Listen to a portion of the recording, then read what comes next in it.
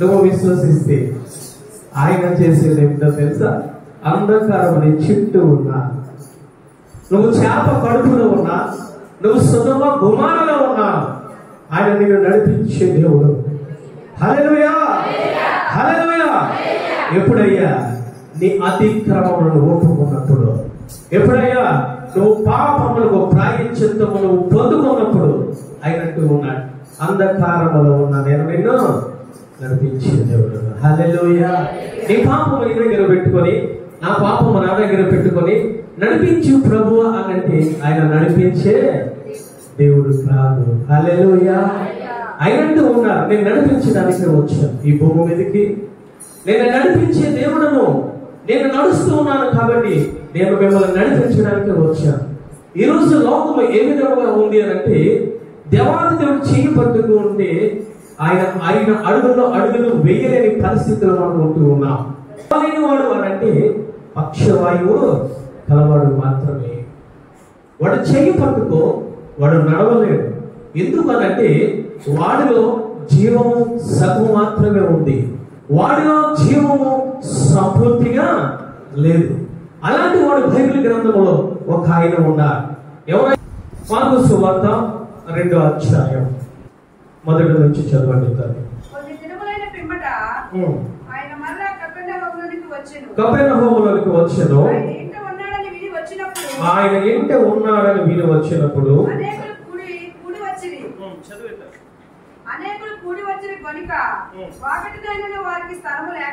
స్థలము లేకపోయేను. బోధించుచుండగా మోయించుకొని తీసుకుని వచ్చి 5 చూచి కుమారుడా నీ పాపములు క్షమింపబడి ఉన్నవి 11 చదువుతాను. చూచి నీవు లేచి నీ పరుపెత్తుకొని ఇంటికి పొమ్మని నీతో చెప్పుచున్నాను. హల్లెలూయా. పరిశుద్ధాత్మ దేవుడు మాకు సహాయం చేయను గాక. ఆయన కపెర్నహూము అనే నగరములో, పట్టణములో ఆయన పరిచర్య చేస్తూ ఉన్నారు, ఆయన బోధిస్తూ ఉన్నారు. అనేక మంది జన సమూహాలు ఉన్నారు. ఎక్కడయ్యారంటే ఒక విశ్వాస ఇంటిలో ఆయన బోధిస్తూ ఉన్నారు. బోధిస్తూ ఉండగా అనేక ప్రాంతములకు వినబడింది. అనేక ప్రాంతం నుంచి ఆ ఇంటికి వచ్చారు. అక్కడికి కూడా ఒక పక్షవాయువును కలిగిన వాడిని 4 ఫ్రెండ్స్, యూత్ పెద్ద జాగ్రత్తగా విన్నా. ఎవరమ్మా? 4 స్నేహితులు ఒక స్నేహితుడు మోసుకొని వచ్చారు. ఆ స్నేహితుడు ఏ విధంగా ఉన్నాడంటే వాడు పక్షవాయువు ఆయా వ్యాధిని కలిగి ఉన్నారు. వాడిని మంచం మీద పెట్టి, ఆ పరుపు మీద పెట్టి వాడు మోసుకొస్తూ ఉన్నారు. ఈ రోజులైతే వాహనాలు ఉన్నాయి, ఆ రోజుల్లో వాహనాలు లేవు. ఆ 4 వైపులా పట్టి అతన్ని తీసుకొని యేసయ్య ఎక్కడైతే బోధిస్తూ ఉన్నారో ఆ ఇంటికి వచ్చారు. ఇంటికి వచ్చిన తర్వాత చూస్తే ఆయన వాకిట ఖాళీ లేదు, ఇంటిలో ఖాళీ లేదు, ఇంటి వాతావరణం అంతా ఖాళీ లేదు. చూసి వెనకకు వెళ్ళిపోలేదు. వాళ్ళు 4 కూడా వాళ్ళు విడిచిపెట్టి వెళ్ళిపోలేదు. వాళ్ళు అనుకుంటూ ఉన్నారు, అయ్యో ఎంతవరకు తీసుకొచ్చాము కాబట్టి ఏదో విధముగా నా స్నేహితుడిని, ఏదో విధంగా నా ఫ్రెండ్ని నేను బాగు చేయాలని చెప్పి మంచి విశ్వాసము కలిగి యేసయ్య బోధిస్తున్న ఇంటి పైన ఆ యొక్క పెంకులు కానీ ఆ రూఫ్ తీసివేసేసి ఆ యొక్క మంచమునకు, ఆ పరుపుకి తాళ్ళు కట్టి యేసయ్య ముందు ఉంచారు. హల్లెలూయా, హల్లెలూయా. ఈరోజు నువ్వు నమ్ముకున్న స్నేహితులు నేను విడిచి వెళ్ళిపోవచ్చు, కానీ ఇక్కడ ఈ 4 కూడా విడిచి వెళ్ళిపోలేదు. ఏదో విధముగా నా యొక్క స్నేహితుని, ఏదో విధముగా నా ఫ్రెండ్ని యేసయ్య పాదముల దగ్గర పెట్టా. ఈరోజు ఎటువంటి స్నేహము కలిగి ఉంటున్నాం? ఎటువంటి ఇరుగు పొరుగు వారితో మనం స్నేహము కలిగి ఉంటున్నాం? నువ్వు స్నేహము కలిగి ఉండేది విశ్వాసులతో కలిగి ఉంటూ ఉన్నావా, లేదా అవిశ్వాసులతో కలిగి ఉంటూ ఉన్నావా? మధ్యలో నిన్ను ముంచిన వారితో కలిగి ఉంటూ ఉన్నావా, లేదా మధ్యలో నిన్ను విడిచిపెట్టి వెళ్ళిపోయే వారితో కలిగి ఉంటూ ఉన్నావా? ఒక్కసారి నువ్వు పరీక్షించుకో. జాగ్రత్త, నిన్ను ముంచి వెళ్ళిపోతూ ఉంటారు నీ స్నేహితులు, కానీ ఈ 4 స్నేహితులు కూడా యేసయ్య పాదముల దగ్గర పెట్టారు వాడిని. హల్లెలూయా, హల్లెలూయా. వాడి స్థితి, వాడి పరిస్థితి ఏమిటంటే నడవలేని స్థితి, మాట్లాడలేని స్థితి, సైకిల్ చేయలేని స్థితి, వాడు సగం మాత్రమే జీవించి ఉన్నాడు. అలాంటి వాడిని యేసయ్య పాదముల దగ్గర పెట్టారు. పాదముల దగ్గర పెట్టిన తర్వాత యేసయ్య 3 మాటలు అతనితో మాట్లాడాడు. ఏమిటంటే ఇక్కడ యేసయ్య మాట్లాడుతున్నారు. ఏమిటంటే ఇదిగో వారి విశ్వాసం చూసి, ఆ నలుగురు విశ్వాసమును చూసి ఆ పక్షుల వాయువుతో మాట్లాడుతూ ఉన్నారు. మొట్టమొదటి మాట, నీ పాపములు క్షమింపబడ్డాయి. రెండవ మాట మాట్లాడుతూ ఉన్నాడు ఆయన, నీ పరుపు ఎత్తుకొని నువ్వు పరిగెత్తు. మూడవ మాట మత్తయి సువార్త 9వ అధ్యాయం 2వ వచనంలో ఆయన మాట్లాడుతూ ఉన్నా, నువ్వు ధైర్యము కలిగి ఉండు. చదువుతుంది అక్కడ ఉంటుంది, కుమారుడా నువ్వు ధైర్యముగా ఉండు. హల్లెలూయా. 3 మాటలు మాట్లాడుతుంటే మరలా చెప్తున్నా, జాగ్రత్తగా వినా. ఈ నలుగురు విశ్వాసమును చూసి ఆ యొక్క రోగి గ్రస్తుడితో మాట్లాడుతూ ఉన్నాడు. మొట్టమొదటి, నీ పాపములు క్షమింపబడ్డాయి. రెండవది అంటూ ఉన్నాడు ఆయన, ఇదిగో నువ్వు పరుపునెత్తుకొని నువ్వు పరిగెట్టు. మూడో మాట మాట్లాడుతూ ఉన్నాడు, నువ్వు ధైర్యము కలిగి ఉండు. హల్లెలూయా.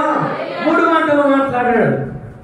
ఈరోజు ఆ 3 మాటలు నీతో నాతో మాట్లాడేను కదా. హల్లెలూయా.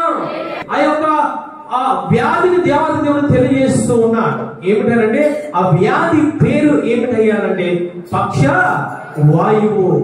అంటే 15 రోజులు, మాసం అంటే 30 రోజులు. అంటే పక్ష వాయువు అంటే ఒక సగము అంటే 15 రోజులు అని మనం అర్థం చేసుకోవాలి. అంటే పక్షగల వాయువు ఆ యొక్క రోగిలో మనం చూసినట్లయితే వాడికి ఒక పార్ట్ మాత్రమే మనకి పనిచేస్తూ ఉంది. వాడు చెయ్యి ఎలా పైకెత్తలేడు, వాడికి చెయ్యి ఎలా కిందకే ఉంటుంది. వాడు సరిగా చూడలేడు, ఒక కన్ను పనిచేయదు, వాడికి నడవాలంటే ఈజీగా నడవలేడు. వాడు ఒక కాలు వాడికి పనిచేయదు, ఒక కాలు ముందుకు వేస్తూ ఉంటే ఒక కాలు ఈడ్చుకుంటూ వెళ్తూ ఉంటాడు. ఒక అవయవాలు, కొన్ని అవయవాలు వాడి జీవితంలో పనిచేయవు. అందువల్ల ఏమంటామంటే అతన్ని ఇదిగో పక్ష వాయువు గల రోగి అంటూ ఉంటాం. ఈరోజు ఈ రోగము మనలో ఉందా? ఈరోజు రోగగ్రస్తులు మన గృహంలో ఉన్నారా? ఎవరైనా ఈ శరీరానికి సంబంధించిన రోగము గల వారిని చూస్తే వారు చేసేది ఏమిటంటే వారు బాధపడుతూ ఎదట వారిని బాధ పెడుతూ ఉంటారు. వారి మాటలు మనకు అర్థం కావు. వాడి దగ్గరికి వెళ్ళి యేసయ్య ప్రభువా అంటే అడు ప్రభువా అని స్పష్టంగా పలకలేడు. వాడు ఆరాధించమంటే ఆరాధించలేడు. వాడు చప్పట్లు కొట్టమంటే చప్పట్లు కొట్టలేడు. ఇదిగో దేవాది దేవుని సన్నిధిలో ఆరాధన చేస్తూ నాట్యం చేయమంటే వాడు చెయ్యలేడు. వాడు 2 చేతులు పైకెత్తి ప్రార్థన చేయమంటే చేయలేడు. వాడు కారణం ఏమిటంటే వాడి శరీరంలో రోగం ఉంది. ఆ రోగమే ఏం చేస్తుందంటే వాడిని ఆరాధన చేయకుండా, దేవాదితో నడవకుండా అడ్డుగా ఉంటుంది. ఈరోజు ఆ విధమైన లక్షణాలు మన జీవితంలో కలిగి ఉన్నామా? ఈరోజు దేవాది దేవుని సన్నిధికి నువ్వు శారీరకంగా అన్ని అవయవాలు బాగుండి నువ్వు వచ్చావు, కానీ ఆత్మ సంబంధమైన ఈ రోగము, పక్షవాయు రోగము నీలో ఏర్పడి చేస్తూ ఉందమో, నువ్వు ఆరాధన చేస్తూ ఉంటే నువ్వు నోరు తెరవడం లేదమో, నువ్వు ఆరాధన చేస్తూ ఉంటే నీ చేతులు చప్పట్లు పట్టడం లేదమో, నువ్వు ఆరాధన చేస్తూ ఉంటే నీ కాళ్ళతో నువ్వు ఆయనను నాట్యము చేసి ఆయనను ఆనందపరచలేకపోతూ ఉన్నావేమో, ప్రార్థన అనే సభకి నువ్వు 2 చేతులు పైకెత్తలేకపోతూ ఉన్నావా? అందరూ చూస్తూ ఉన్నారా అని సిగ్గుపడుతూ ఉన్నావా ఆరాధనలో? ఇదిగో నేను ప్రార్థన చేస్తే ఏమి అందరూ నవ్వుతూ ఉన్నారని చెప్పి నీ ఆరాధన ఒక పక్షకాల వాయువు వాడి యొక్క నోరు ఏ విధంగా పనిచేయడం మోగబోతుందో ఆ విధంగా మోగ మనసును కలిగి ఈరోజు నువ్వు దేవుడి సన్నిధిలో నువ్వు కూర్చొని ఉన్నావు. ఒక్కసారి నువ్వు ఆలోచించు. ఏ వ్యాధితో నువ్వు బాధపడుతూ ఉన్నావు? పైకి బాగానే కనబడుతూ ఉన్నావు, కానీ ఆయన ఆరాధించకపోతే, ఆయనతో నువ్వు నడవకపోతే, ఆయన నువ్వు చూడకపోతే, ఆయన నువ్వు స్తుతించకపోతే ఈరోజు నువ్వు ఏ వ్యాధి నువ్వు కలిగి ఉన్నావో ఒక్కసారి నేను మనం అర్థం చేసుకోవాలి. ఈరోజు ఏ వ్యాధితో మనం బాధపడుతూ ఉన్నాం అంటే ఒక వ్యాధి రోగగ్రస్తుడు ఇంటిలో ఉండి ఏ విధంగా మనం అవమానపరుస్తూ ఉంటాడో, ఏ విధంగా మన సమయాన్నంతా అతను వెచ్చించబడుతూ ఉంటాడో, ఏ విధంగా మనం బాధ పెడుతూ ఉంటాడో, అదే విధంగా దేవాది దేవుని సన్నిధికి వచ్చి నువ్వు ఆయన ఆరాధించకపోతే, ఆయన వాక్యం వినకపోతే, ఆయనతో సమానంగా నడవకపోతే నువ్వు ఎవరు దుఃఖపరుస్తున్నావు తెలుసా? నీ తండ్రి అయిన దేవాది దేవుడు దుఃఖపరుస్తూ ఉన్నావు. ఈరోజు మనం అనుకుంటూ ఉన్నాం, అదో ఎవరో ముసలి వాడిని చూస్తూ ఉంటే వాడికి సాటి చేయలేకపోతూ ఉన్నాం. వాడికి అన్నం కూడా తినిపించా, వాడికి మంచి నీళ్ళు కూడా నేను పట్టించా, రకరకమైన పరిచయం నేను చేయాలని చెప్పి నువ్వు బాధపడుతూ ఉన్నావు. కానీ ఈరోజు నువ్వు అంటే అదే వ్యాధులను ఉంటూ ఉన్నావు. ఆత్మీయంగా దేవంత దేవుడు ఆరాధించగలుగుతూ ఉన్నావా తల్లి? ఆయనతో నువ్వు నడవగలుగుతూ ఉన్నావా? ఆయనతో నువ్వు నడవలేకపోతూ ఉన్నావు అంటే ఆరాధనలో, ఆయనతో వాక్య ప్రకారం నువ్వు నడవలేకపోతున్నావు అంటే, ఆయనతో నువ్వు ప్రార్థన పూర్వకం ఆయనతో నువ్వు నడవలేకపోతున్నావు అంటే ఏ వ్యాధి కలిగి ఉన్నావో తెలుసా? నువ్వు ఆ 4 వ్యక్తులు తీసుకువచ్చి యేసయ్య పాదముల దగ్గర పెట్టిన వ్యక్తి పేరు రాయడం లేదు, అక్కడ పరిశుద్ధాత్మ వ్యక్తి పేరు రాయించడం లేదు. ఆ వ్యక్తి ఈరోజు నువ్వు నేనేమో. ఒకసారి గమనించుకో. ఎన్ని వాక్యాలు విన్నా, ఎన్ని ఆరాధనలు చేసినా ఆయనతో నువ్వు నడవకపోతే, ఎన్ని వాక్యాలు విన్నా ఆయనతో నువ్వు కాలు వేసి నువ్వు ఆయన అడుగు వేసి నువ్వు నడవకపోతే ఏ పరిస్థితి, నీ ఆత్మీయ స్థితి ఏ విధంగా ఉందో ఒకసారి నువ్వు ఆలోచించు. ఎవరితో నడుస్తున్నావు? యేసయ్యతో నువ్వు నడవకుండా, యేసయ్యను ఆరాధించకుండా, యేసయ్యను మహిమపరచకుండా, యేసయ్యతో నడవకుండా నువ్వు ఆగిపోతూ ఉన్నావు. నీ శరీరం సహకరించడం లేదు, నీ ఆత్మీయ స్థితి సహకరించడం లేదంటే నువ్వు పక్షవాయువు గల రోగముతో ఈరోజు నువ్వు బాధపడుతూ ఉన్నావు. అలాంటి వ్యక్తులు మన గృహంలో ఉంటే మనం ఏం చేస్తామో తెలుసా? దగ్గరికి కూడా మనం వెళ్ళాం. ఏదో అనాథ ఆశ్రమం మనం జాయిన్ చేసి మనం తప్పించుకుంటాం. కానీ పరిశుద్ధాత్మ దేవుడు ఈరోజు నీ కోసమో నా కోసమో నిత్యము కూడా నేను నడిపించడానికి, వాక్య ప్రకారంగా నేను పరిగెట్టించడానికి ఆయన నేను చూస్తూ ఉన్నాడు. ఈరోజు నువ్వు తప్పించుకుంటూ ఉన్నావు, జాగ్రత్త. వాక్యము దేవాంత దేవుడు నీ కోసమే హెచ్చరిస్తూ ఉన్నాడు. ఈ 4 వ్యక్తులు కూడా ఆ పక్షంగా ఆ రోగగ్రస్తుని తీసుకొచ్చి ఆయన పాదసంగం దగ్గర పెట్టడం జరిగింది. ఈ రోజు నువ్వు జాగ్రత్తగా గమనించినట్లయితే ఏ విధంగా మనుషులు ఉన్నారు అంటే, ఇది ఆదివారం మాత్రమే దేవాంత దేవుడు కావాలి, మిగతా 6 రోజులు దేవాంత దేవుడు అవసరం లేదు. ఏ వ్యాధి నువ్వు కలిగి ఉన్నావు తెలుసా? 6 రోజులు నువ్వు పక్షవాయువుగా రోగము కలిగి ఉన్నావు. ఏదో 7వ దినాన్ని వచ్చి నువ్వు ఏం చేస్తూ ఉన్నావు అంటే దేవాంత దేవుని స్తుతిస్తూ ఉన్నావు. 2 తలంపుల మధ్యలో ఉంటూ ఉన్నావు. ఒక 50% నాకు జీవము కావాలనుకుంటూ ఉన్నావు, ఒక 50% నీ శరీరంలో నాకు జీవం అవసరం లేదని నువ్వు అంటుంటూ ఉన్నావు. 2 తలంపుల మధ్య ఉంటూ ఉన్నావు. నాకు ఒక రోజే ఆరాధన, ఒక రోజే వాక్యము, ఒక రోజే నేను ఉపవాసం ఉంటూ ఉన్నాను ఆదివారమే అని చెప్పి చాలా మంది దాన్ని దొంగిలించే వారు కూడా ఉంటూ ఉన్నారు. ఈరోజు ఏ విధంగా ఉంది నీ భక్తి? ఏ విధంగా నీ ఆత్మీయ జీవితము? ఏ విధంగా దేవత దేవుడు నువ్వు నడుస్తూ ఉన్నావు? ఏ విధంగా నువ్వు ఆ పరుపు మీద ఉంటూ ఉన్నావా? ఆ పరుపు మీద చనిపోవాలనుకుంటూ ఉన్నావా? ఆ వ్యాధితోనే, ఆ జీవమైన పరిస్థితిలోనే నువ్వు ఇంకా ఆ చనిపోవాలనుకుంటూ ఉన్నావా? ఈరోజు 2 తలంపుల మధ్య ఉంటూ ఉన్నా. అందుకే ఏలియా మాట్లాడుతూ ఉన్నా, ఇదిగో నేను నా విశ్వాసము మండే విశ్వాసము. హల్లెలూయా. ఇశ్రాయేలు ప్రజలతో మాట్లాడుతూ ఉన్నాడు. ఎంతకాలము 2 విధములుగా ఉంటారు? జీవం లేని వాడికి, జీవం గల వాడిని రెండింటిని కూడా మీరు పూజిస్తూ ఉన్నారు. ఆ విధంగా ఉండడానికి వీలులేదు. అది దేవుని దృష్టిలో అది మంచిది కాదు, అది దేవుని దృష్టిలో ఆరోగ్యవంతమైన జీవితం కాదని మీరు ఆ విధంగా ఉండకూడదని చెప్పి ఆయన 2 తలంపులను ఇదిగో విడతీసి ఒకే ఒక తలంపుగా చేశాడు. హల్లెలూయా, హల్లెలూయా. వారిలో ఉన్న వ్యాధిని తీసివేశాడు. అయినట్టు ఉన్న ఇదిగో జీవము గల దేవుడు నా వైపు ఉన్నాడు, కాబట్టి నా వైపుకి మీరు రండి. అగ్ని దిగింది. హల్లెలూయా. మండేంతని జీవము గల ఆ యొక్క ఇశ్రాయేలు ప్రజలందరూ ఏలియాను వెంబడించడం జరిగింది. ఈరోజు దేవాంత దేవుడు మాట్లాడుతున్నాడు, నీ ఆత్మీయస్థితి ఏ విధముగా ఉన్నది? దేవాంత దేవుడు ప్రశ్న వేస్తూ ఉన్నాడు. ఏ విధముగా ఉంటూ ఉన్నాం మనం? అయినట్టు ఉన్నాడు, నులువెచ్చని స్థితిలో మీరు ఉండొద్దు. ఉంటే చల్లగానైనా ఉండు, లేదంటే వేడిగానైనా ఉండు. సకము జీవము, సకము పాపము ఉండొద్దు. హల్లెలూయా. ఒకనొక రోజున పక్షవాయువు నేనేమి చేస్తాను, ఆ వ్యాధిని నేనేం చేస్తానో తెలుసా? ఆ పరుపు మీద చంపి నరకానికి తీసుకెళ్ళిపోతుంది. ఈరోజు ఎటువంటి తలపుల్లో మనం ఉంటూ ఉన్నాము తల్లి. కానీ ఈ యొక్క వ్యాధిగ్రస్తుని 4 కూడా తీసుకువచ్చి యేసయ్య పాదముల దగ్గర పెట్టారు. హల్లెలూయా. వచనము చదవండి తల్లి. యేసు వారి విశ్వాసమును చూచి, కుమారుడా నీ పాపములు క్షమింపబడి ఉన్నవి. మామూలుగా అయితే మనం ఏమి చేయాలి? మన ఆలోచన, మనము యొక్క మనుషులు యొక్క ఆలోచన ఏమిటంటే, ఏంటి యేసయ్య ఈ విధంగా మాట్లాడారు?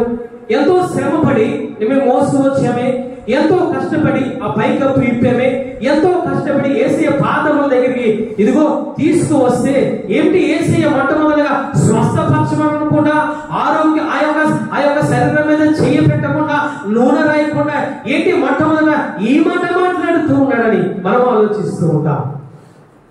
అక్కడ ప్రజలందరూ కూడా దేవాది దేవుని తప్పు పట్టడానికి శాస్త్రులు పరిశీలన అంటూ ఉన్నారు. నువ్వు దేవదూషణ చేస్తూ ఉన్నావు. యేసయ్యకు ముఖ్యమైనది ఏమిటో తెలుసా? నీ ఆత్మ. హల్లెలూయా, హల్లెలూయా. మొట్టమొదటి యేసయ్య చూసేది ఏమిటో తెలుసా? నీ ఆత్మను చూస్తూ ఉంటాడు. నువ్వు ఏ పాపములో ఉన్నావో, ఏ శాపములో ఉన్నావో, దేవాది దేవుడికి ఎంతో దూరంగా ఉన్నావో ఆయన చూస్తూ ఉంటాడు. చూసిన తర్వాత మొట్టమొదట ఆయన మాట్లాడిన మాట ఏంటో తెలుసా?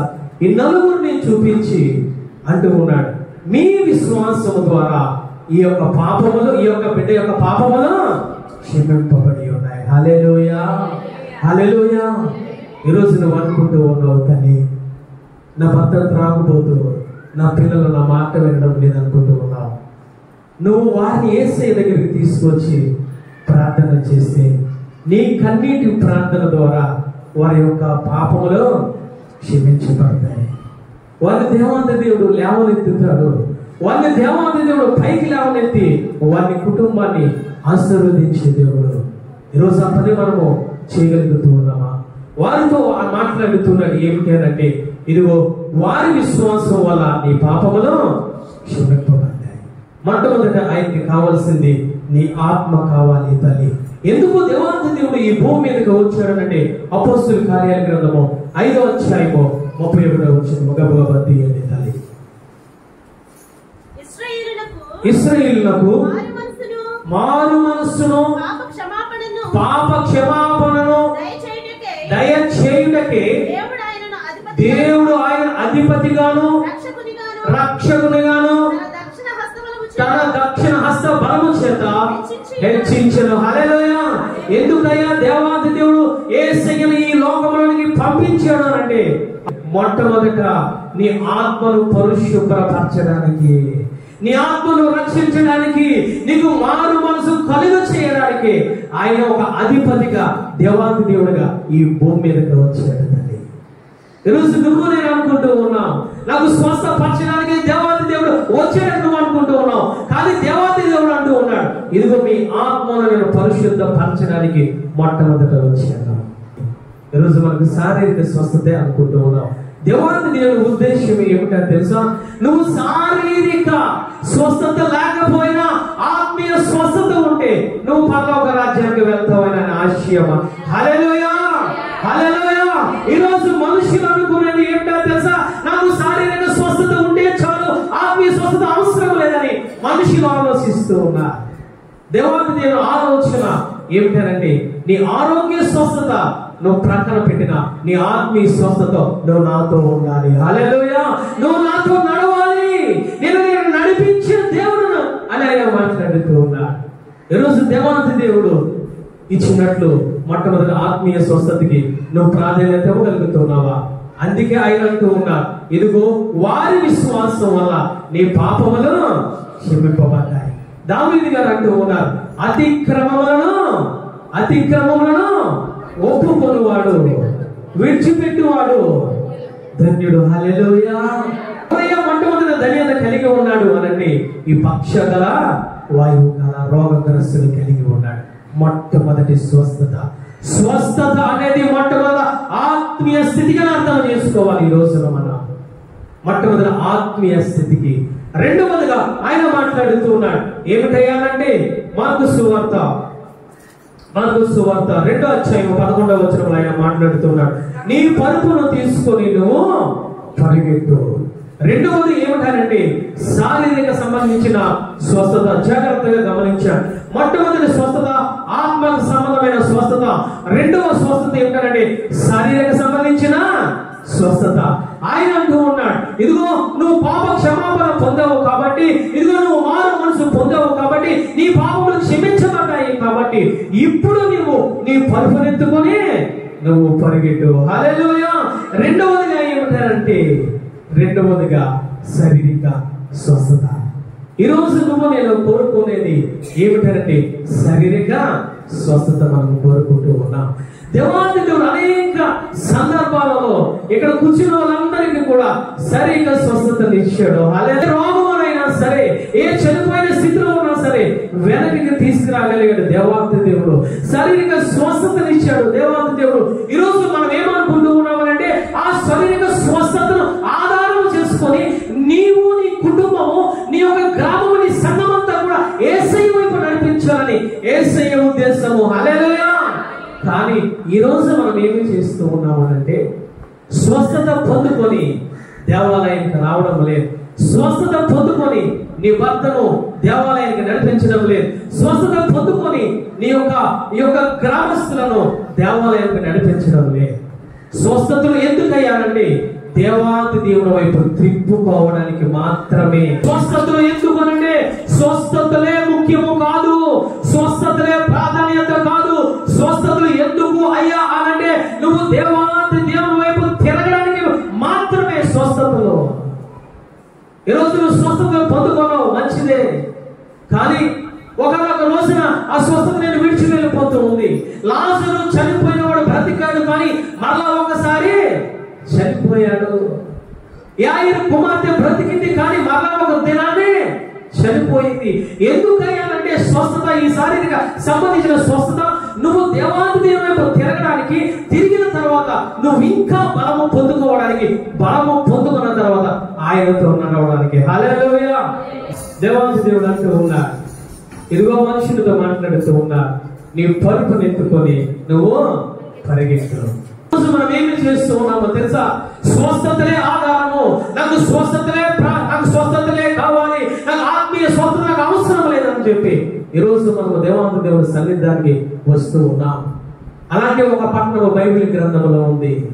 దేవాది దేవుడు ఆ పట్టణం కోసము విలపిస్తూ ఉన్నాడు. ఆ పట్టణం కోసము యేసయ్య దుఃఖపడుతూ ఉన్నాడు. ఆ పట్టణం కోసము యేసయ్య కన్నీరు కారుస్తూ ఉంటూ ఉన్నాడు. ఏమిటని తెలుసా? ఓ కొరాజీనా, ఓ బెత్సైదా, ఇదిగో నీ మధ్య చేసిన అద్భుత కార్యములు, ఆశ్చర్య కార్యములు, స్వస్థత కార్యములు వేరే పట్టణంలో చేస్తే వారు మారు మనసు పొందెదరు. ఒకసారి చదవండి, మత్తయి సువార్త 11వ అధ్యాయం 21వ వచనం చదవండి తల్లి. అయ్యో కొరాజీనా, అయ్యో బెత్సైదా, నీ మధ్యను చేయబడిన అద్భుత కార్యములు తూరు సీదోను పట్టణములో చేయబడిన యెడల పట్టణముల వారు పూర్వమే గోనెపట్టను కట్టుకొని బూడిదనెత్తుకొని మారు మనసు పొందిందురు. విమర్శ దినమందు వీటికంటే తూరు సీదోను పట్టణముల గతి ఓర్వదగినది. హల్లెలూయా. ఆయన వేదనతో మాట్లాడుతూ ఉన్నాడు. ఆయన కలువరి శిలువలోకి వెళ్ళిపోయేటప్పుడు మాట్లాడుతూ ఉన్నాడు. ఏమిటో తెలుసా? ఓ కొరాజీనా, ఓ బెత్సైదా, అనేక కార్యాలు, అనేక అద్భుత కార్యములు, అనేక స్వస్థత కార్యములు ఈ పట్టణంలో చేశాడు. కానీ వీరు మారు మనసు పొందడానికి ఒప్పుకోవడం లేదు. వీరు మనసు, ఇదిగో ఆత్మ, వీరు మనసు పాప పశ్చాత్తాపము వైపు తిరగడం లేదు. వీరికి ఎప్పుడు చూసినా ఈ శారీరక స్వస్థతే, వీరికి ఎప్పుడు చూసినా ఈ శారీరక కోరికలే, వీరికి ఎప్పుడు చూసినా ఈ శరీరాశ, ఈ నేత్రాశ, ఈ జీవపు డబ్బము గురించి ఆలోచన కలుగుతూ ఉంది. ఎన్ని స్వస్థతలు చేసినా ఇంకా కావాలంటూ ఉన్నారు, ఎన్ని ఆశ్చర్య కార్యములు చేసినా ఇంకా కావాలంటూ ఉన్నారు. వీరు మనసును కఠినము చేసుకొని ఉంటూ ఉన్నారు. కానీ మనసు మాత్రము మారు మనసు వైపు త్రెప్పడం లేదని చెప్పి ఆయన అంటూ ఉన్నాడు. వెళ్ళిపోతూ ఉగ్రత దినమందు తీర్పు ఉంటుంది, జాగ్రత్త. ఈ రోజు నువ్వు స్వస్థతలు పొందుకుంటూ ఉన్నావు. నీ కుమార్తెలు బాగుపడుతూ ఉన్నారు. దేవాంతి దేవుడు అనేక రీతిలుగా నీ ఆరోగ్యాన్ని చక్కబరుస్తూ ఉన్నారు. నువ్వు ఇంకా స్వస్థతలు, ఇంకా అద్భుతాలు, ఇంకా ఆశ్చర్యకాయ అక్కడే నిలబడిపోతూ ఉన్నావేమో. అలాంటి వారి కోసం దేవాంతి దేవుడు మాట్లాడుతూ ఉన్నాడు. ఒకనొక దినాన, ఉగ్రత దినాన నీ గతి ఏ విధముగా ఉంటుందో అని ఆయన మాట్లాడుతూ ఉన్నాడు. అందుకే దావీదు గారు అంటూ ఉన్నారు, అతిక్రమములను ప్రాయశ్చిత్తము పొందువాడు ధన్యుడు. మొట్టమొదట ఈ వ్యాధిగ్రస్తుడు ఆత్మ పశ్చాత్తాపం మారు మనసును పొందాడు, ధన్యత. రెండవ ధన్యత ఈ శారీరక సంబంధించిన ధన్యతను పొందాడు. మూడవదిగా చూద్దాం మత్తయి సువార్త 9వ అధ్యాయం 2వ వచనం. అక్కడ నా కుమారుడా ధైర్యముగా ఉండుమని మాట్లాడుతూ ఉన్నాడు. వెళ్ళిపోయేటప్పుడు మాట్లాడుతూ ఉన్నాడు, నా కుమారుడా ధైర్యంగా ఉండు. ఎందుకు ధైర్యంగా ఉండాలయ్యా? మొట్టమొదటిగా నువ్వు ఆత్మ స్వస్థత పొందావు, రెండవదిగా శారీరక స్వస్థత పొందావు, మూడవదిగా మానసిక స్వస్థత. హల్లెలూయా! ఒకటి ఆత్మీయ స్వస్థత, రెండు శారీరక స్వస్థత, మూడు ఆత్మీయ స్వస్థత.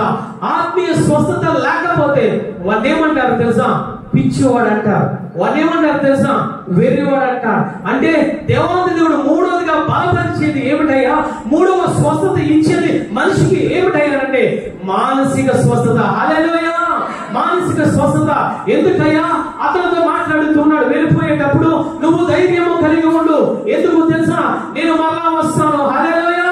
మరలా వస్తాను. నీ ఆత్మీయ స్థితి ఏ విధంగా ఉందో చూస్తాను, నీ రక్షణ వస్త్రం ఏ విధంగా ఉందో చూస్తాను. రెండవదిగా నువ్వు పొందుకున్నావే ఈ శారీరక సంబంధించిన స్వస్థత, ఆ స్వస్థత ఏ విధంగా ఉందో నువ్వు చూస్తాను, నీ మనసును చూస్తాను. నువ్వు ధైర్యముగా వెళ్ళు. హల్లెలూయా! మానసికంగా ధైర్యపరుస్తూ ఉన్నా. ఈరోజు జ్వరం వస్తే, ఈరోజు డాక్టర్స్ నిన్ను బ్రతకమని చెప్తే నువ్వు మొట్టమొదటి కోల్పోయి ఏమిటో తెలుసా? ధైర్యము కోల్పోతావు. మనోధైర్యాన్ని కోల్పోయి పిచ్చి పిచ్చి మాటలు మాట్లాడుతూ ఉంటావు. మనోధైర్యాన్ని కోల్పోయి పిచ్చి పిచ్చి చేష్టలు చేస్తూ ఉంటావు. దేవాది దేవుడు మూడవదిగా మనిషిని స్వస్థపరిచేది ఏమిటో తెలుసా? మనోధైర్యాన్ని మనసును స్వస్థపరుస్తూ ఉన్నారు. ఈ మనిషితో దేవాది దేవుడు మాట్లాడుతూ ఉన్నారు, నువ్వు ధైర్యంగా నువ్వు ఇంటికి వెళ్ళు. హల్లెలూయా! అక్కడే ఒక రోగగ్రస్తురాలు కనబడుతూ 9వ అధ్యాయం 22వ వచనంలో ఆయన మాట్లాడుతూ ఉన్నాడు, తల్లి ఇదిగో నువ్వు స్వస్థత పొందావు కాబట్టి, ఇదిగో నీ రక్తస్రావం ఇదిగో విడిచి నేను వెళ్ళిపోయింది కాబట్టి ఆయన మాట్లాడుతూ ఉన్నాడు, నువ్వు ధైర్యముగా వెళ్ళు. హల్లెలూయా! హల్లెలూయా! ఎందుకు తెలుసా?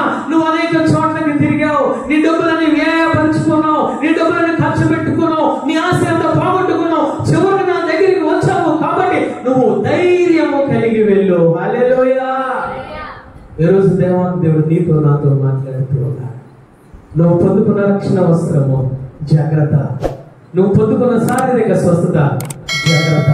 నిన్ను రెండవ రాకడలో నేను వస్తూ ఉన్నాను, చూడడానికి వస్తూ ఉన్నా. నీ రక్షణ వస్త్రాలను చూడడానికి వస్తూ ఉన్నా, నీ ఆత్మీయ స్థితిని చూడడానికి వస్తూ ఉన్నా. ఇది నువ్వు పొందుకున్న శారీరక సంబంధించిన ఆ స్వస్థతలు ఏ విధంగా ఉన్నాయో నేను చూడడానికి వస్తూ ఉన్నా. నువ్వు నాతో నడుస్తావో నడవో నేను చూడడానికి వస్తూ ఉన్నా. నువ్వు ధైర్యం కలిగి ఉండు. రహాబు మాట్లాడుతూ ఉంది, అయ్యా నా గుండె చెదిరిపోయింది, నాకు ధైర్యం సరిపోవడం లేదయ్యా, నా గుండె కరిగిపోతూ ఉంది. కారణం ఏమిటయ్యానంటే మీరు రెండవ రాకడలో మరలా ఎరుగో పట్టణానికి రాబోతూ ఉన్నారు కాబట్టి నా గుండె చెదిరిపోతూ ఉందయ్యా. ఈరోజు దేవాది దేవుడు నీతో నాతో మాట్లాడుతూ ఉన్నాడు. ఒక రోగగ్రస్తుని ఏ విధంగా స్వస్థపరిచాడో, మొట్టమొదటి స్వస్థత ఆత్మీయ స్వస్థత, రెండవ స్వస్థత శారీరక సంబంధించిన స్వస్థత, మూడవదిగా ఈ రోజు పరిశుద్ధాత్మ దేవుడు నీతో నాతో మాట్లాడుతూ ఉన్నాడు. ధైర్యం కలిగి ఉండు. ఎన్ని శ్రమలు వచ్చినా, ఎన్ని కష్టములు వచ్చినా, ఎంత అంధకారం వచ్చినా, ఎంత హేళనలు కృంగదీసినా సరే నడిపించడానికి నేను ఉన్నానని చెప్పి ఆయన మనోధైర్యంతో సంఘానికి ఈ రోజు పరిశుద్ధాత్మ దేవుడు బోధిస్తూ ఉన్నాడు. ధైర్యము కలిగి నువ్వు జీవించు, ధైర్యము కలిగి నువ్వు జీవించు. రెండవ రాకడలో నేను రాబోతూ ఉన్నాను. రెండవ రాకడలో ఇదిగో అగ్ని సింహాసనం మీద ఉండి నేను రాబోతూ ఉన్నాను. అంత్యకాలానికి వచ్చేటప్పటికి ధైర్యము కోల్పోయేవారు కొంతమంది ఉన్నారు, చెట్టు కొమ్మలు పుట్ట కొమ్మలు వెళ్ళిపోయేవారు కొంతమంది ఉన్నారు. ఆ భయంకరమైన తుఫానుకు, ఆ భయంకరమైన ఇదిగో భూకంపములకు భయపడిపోయి ఆ వెలుగును చూడలేక, యేసయ్య స్వరము వినలేక, యేసయ్యతో నడవలేక అనేక మంది చెట్టు కొమ్మలు పుట్ట కొమ్మలు బిడ్డ కొమ్మలు తల్లి కొమ్మలు ఇదిగో పారిపోయి దొంగని వారు ఉన్నారు. అలాంటప్పుడు నువ్వు ఏమి కలిగి ఉండాలో తెలుసా? మనోధైర్యమును కలిగి ఉండాలని చెప్పి ఈరోజు పరిశుద్ధాత్మ దేవుడు మాట్లాడుతూ ఉన్నాడు. ఎప్పుడు నువ్వు మనోధైర్యము కలిగి ఉండాలో తెలుసా? మొట్టమొదటి నువ్వు పొందుకున్న ఆత్మీయ స్వస్థత, ఆత్మీయ రక్షణ, పరిశుద్ధ ఆత్మ